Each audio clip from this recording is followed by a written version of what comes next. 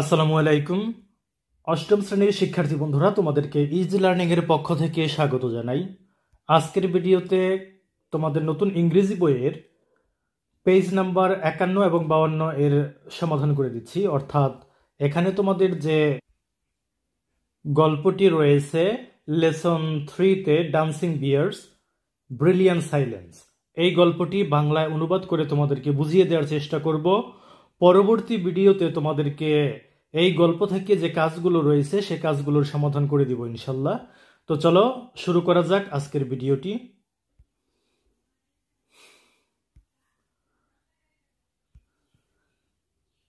Two Alaskan Kodiak bears joined a small circus where the pair appeared in a nightly parade pulling a covered wagon.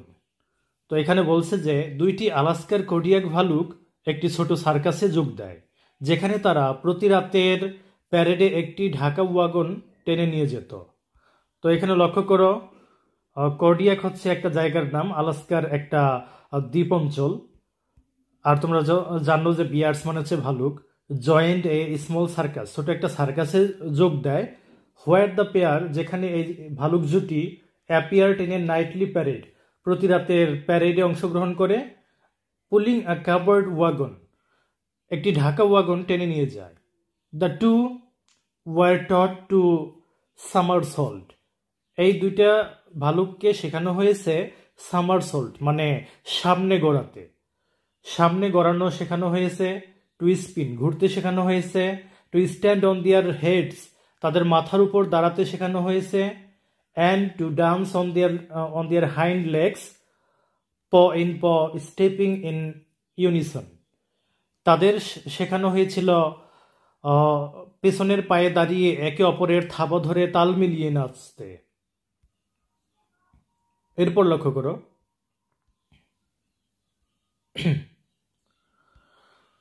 Under a spotlight the dancing bears, সার্কাসের আলোতে নাচরত ভালুক জুটি। আ mail, একটা হচ্ছে পুরুষ, আ female আরেকটা হচ্ছে মহিলা। Soon became favourites of the crowd, শীঘ্রই দর্শকের প্রিয় হয়ে ওঠে। সার্কাসের আলোতে নাচরত ভালুক জুটি, একটি পুরুষ ও একটি নারী, খুব তাড়াতাড়ি দর্শকের প্রিয় হয়ে ওঠে।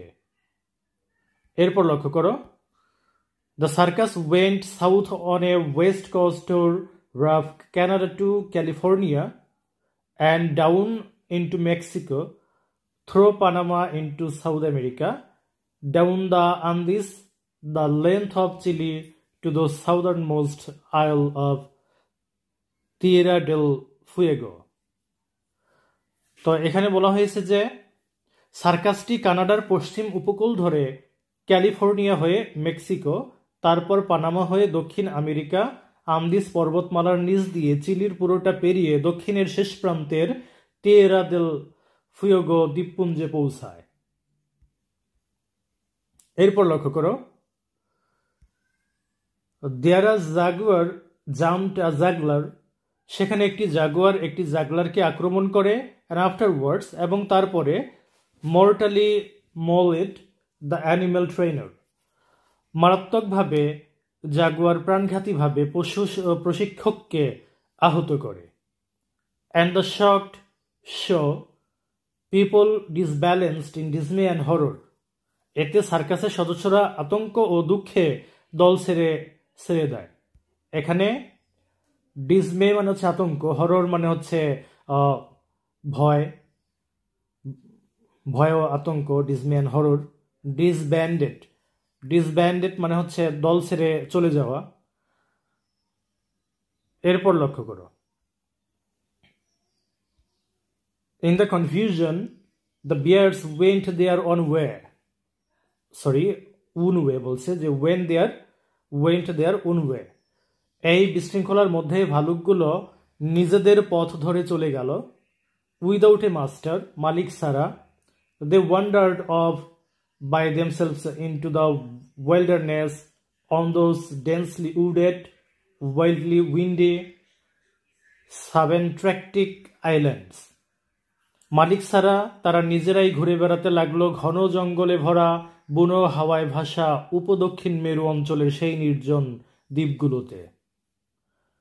এখানে সাবস্ট্যান্ট্রিক মানে হচ্ছে নির্জন নির্জন জায়গা, যেখানে জনমানবহীন এরকম অঞ্চল।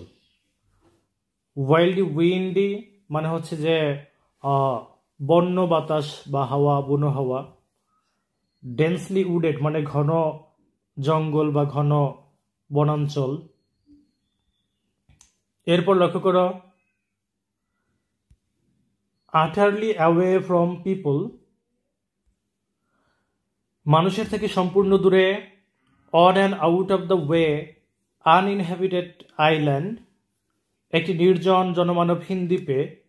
And in a climate they found ideal, এবং এমন একটা আবহাওয়া যেখানে তারা তাদের জন্য আদর্শ মনে করেছিল। দ্য বিয়ার্স মেইটেড, সেই ভালুকেরা জোড়া বাঁধে। অর্থাৎ সার্কাস থেকে চলে যাওয়া সেই ভালুক দুটো জোড়া বাঁধে। থ্রাইভড, মাল্টিপ্লাইড, বেঁচে থাকে তারা। থ্রাইভড মানে এখানে বেঁচে থাকা বুঝাইছে। মাল্টিপ্লাইড মানে হচ্ছে বংশ বিস্তার করেছে। And after a number of generations populated the entire island, এবং পুরো দ্বীপটি জনবহুল করে তোলে কয়েক প্রজন্মে। এরপর লক্ষ্য করো, ইনডিড, প্রকৃতপক্ষে, আফটার সাম ইয়ার্স, কয়েক বছর পর, descendants of the two moved out into half a dozen adjacent islands, কয়েক বছর পর সেই দুটি ভালুকের বংশধররা আশেপাশের অর্ধ ডজন দ্বীপেও ছড়িয়ে পড়ে। এখানে ডিসেন্ডেন্টস মানে ওই যে যে ভালুক দুটি চলে গেছিল সার্কাস ছেড়ে, সেই দুটোকে বোঝানো হয়েছে। তো তাদের যে বংশধররা তারা আশেপাশের কয়েকটি দ্বীপে ছড়িয়ে পড়ে। এরপর লক্ষ্য করো, বলা হয়েছে যে অ্যান্ড 70 years later, এবং 70 বছর পর, when scientists finally found and enthusiastically studied the bears, যখন বিজ্ঞানীরা অবশেষে তাদের খুঁজে পান এবং আগ্রহ ভরে তাদের অধ্যয়ন করেন, তাদের নিয়ে স্টাডি করেন, it was discovered that, তখন এটা দেখা গেল যে all of them to be a bear were performing splendid circus tricks, প্রত্যেকটি ভালুকই চমৎকার সার্কাস কৌশল দেখাচ্ছে, এমনটা বিজ্ঞানীরা খুঁজে বের করতে পারলো তাদের মধ্যে। On nights when the sky is bright, যখন আকাশ পরিষ্কার থাকে রাতে, and the moon is full, এবং যখন পূর্ণিমার চাঁদ জ্বলে উঠে, দে গ্যাদার টু ডান্স, তারা নাচার জন্যে একত্রিত হয়। They gather the cubs and the juveniles in a circle around them, তারা ছানা ও কিশোর ভালুকদের নিজেদের চারপাশে একটি বৃত্তে জড়ো করে। এখানে কাবস মানে হচ্ছে বাছুর বা ছোট যে ভালুক, সেগুলোকে বোঝানো হয়েছে। জুভেনাইলস মানে হচ্ছে কিশোর বয়সী যেগুলো, সেগুলো। এরপরে দেখো,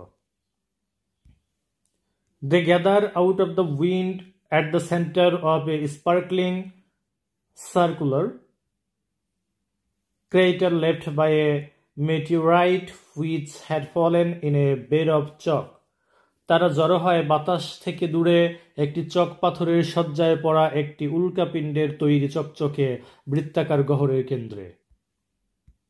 এখানে মেটিওর মানে হচ্ছে যে উল্কাপিণ্ড, ক্র্যাটার মানে হচ্ছে গহ্বর, সার্কুলার মানে বৃত্তাকার, স্পার্কলিং মানে হচ্ছে চকচকে। এরপর লক্ষ্য করো, এখানে বলা হয়েছে যে its glassy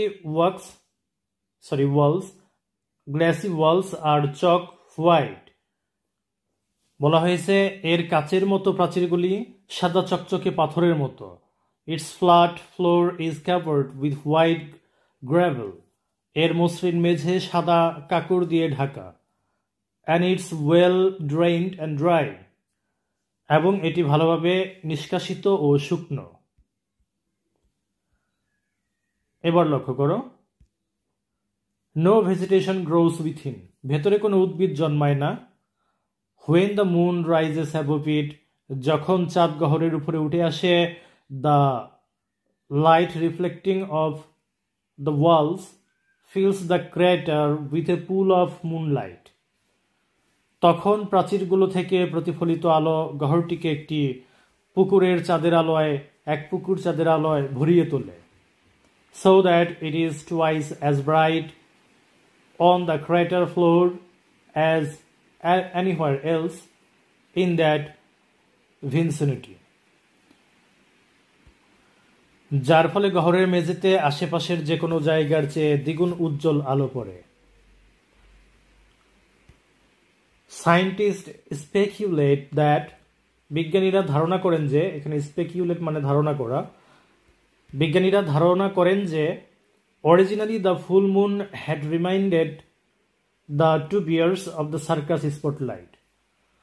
প্রথমে পূর্ণিমার চাঁদ সার্কাসের আলোকে ওই দুটি ভালুকের মনে করিয়ে দিত, মানে ওই যে দুটি ভালুক সার্কাস থেকে এসেছিল, এই পূর্ণিমার চাঁদের আলো তাদেরকে ওই সার্কাসের আলোর কথা মনে করিয়ে দিত, and for that reason they danced, এবং সেই কারণেই তারা নাচত। ইয়েট, তবুও, ইট মাইট বি আস্কড, প্রশ্ন হলো, what music do the descendants dance to, সেই বংশধররা কোন সুরে নাচে? Paw in paw, stepping in unison, what music can they possibly hear inside their heads?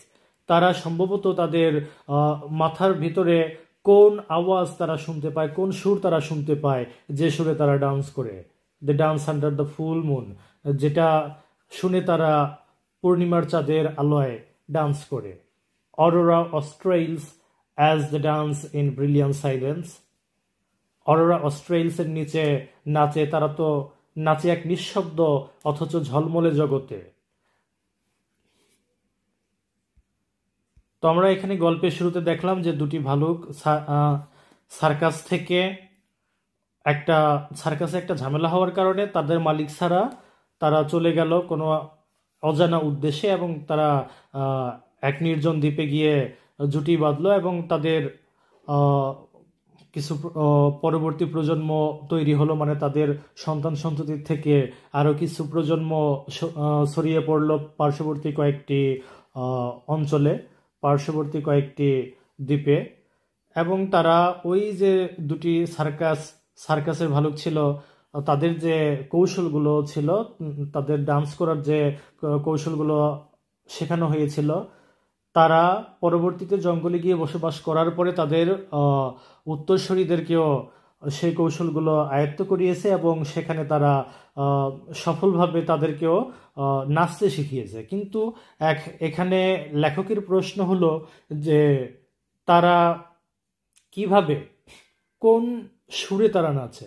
সার্কাসে তো একটা বাদ্য বাজানো হতো, একটা গান কিংবা কোনো একটা সুর বাজানো হতো, যেটার তালে তালে তারা নাচত, কিন্তু তারা নির্জন নিঃশব্দ অথচ ঝলমলে জগতে চাঁদের আলোয় কিভাবে নাচত, কোন সুর তাদের ব্রেইনে তারা শুনতে পেত, অনুভব করতে পেত?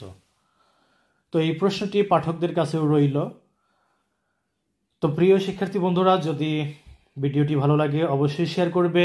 পরবর্তী ভিডিওতে তোমাদেরকে এই লেসনের যে আরও কাজগুলো রয়েছে সেগুলোর সমাধান করে দেওয়ার চেষ্টা করবো ইনশাল্লাহ। ধন্যবাদ সবাইকে সাথে থাকার জন্য।